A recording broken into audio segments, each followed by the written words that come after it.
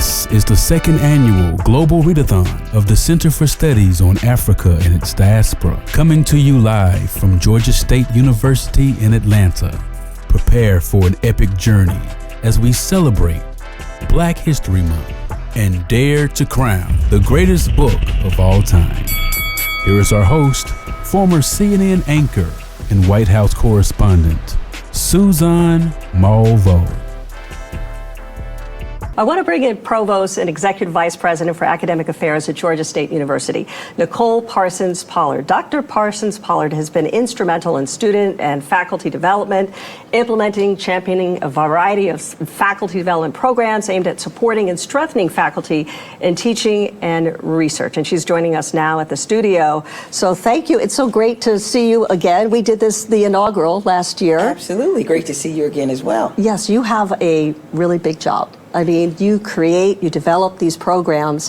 How do you make sure that this literature here, African diaspora literature, makes its way into some of those academic programs? So it's not just a specialty, but like everybody really is exposed to this. Well, one of the great things about my role is that it is dependent upon having great faculty. And so what you've heard from are several of our faculty talking about some of the greatest books. And so it is through them that we ensure that this kind of literature makes it into the classroom and into the hands of students. One of the things that I love about Georgia State University is that it attracts people from around the world. And so how important is it that we are actually taking this read-a-thon across our borders to the rest of the world? It is absolutely probably one of the best things that we could possibly do. There's lots of information online that people across the globe can see.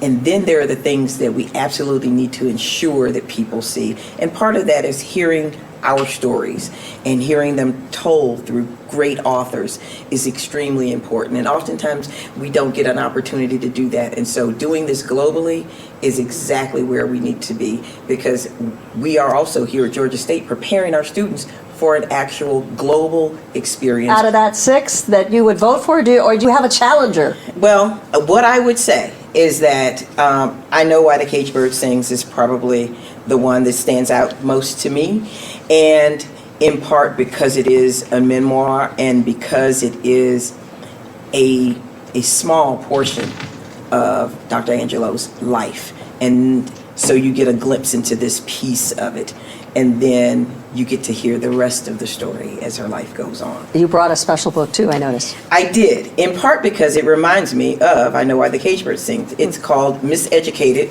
a memoir, and it's by Brandon Fleming.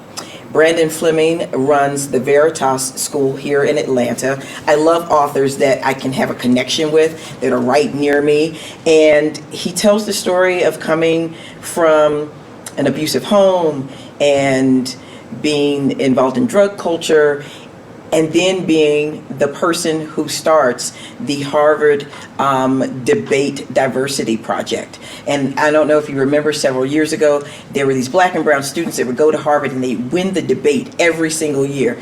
Those were the students that he had worked with. And so to go from where he came from, it's a story of overcoming things and how you then turn your life into something that serves others. What people probably can't see is I'm looking here at this huge photo of Martin Luther King here in the studio, and he reminds us that everyone can do service. And so Absolutely. Him and his service through the Veritas School has been one of the things that's been compelling for me, and this is a great book. All right, a little profile on my alma mater as well. Thank you so much. Really appreciate it. Thank you. Can't imagine what we're going to do next year, but this is exciting. Kind of, trend that we're on. Thank you very much. All right, thank Great to be you. here. Great journey.